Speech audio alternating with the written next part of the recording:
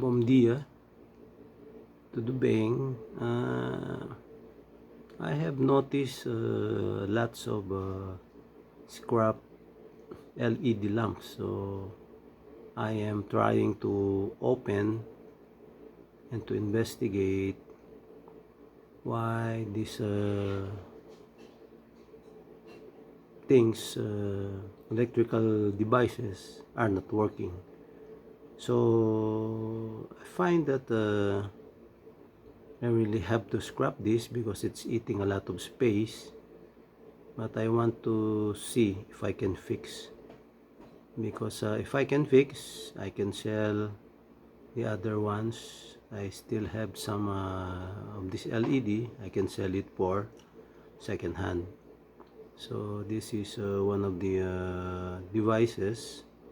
It's called LED driver, or I think this is just a simple power supply to supply DC volts to the LED.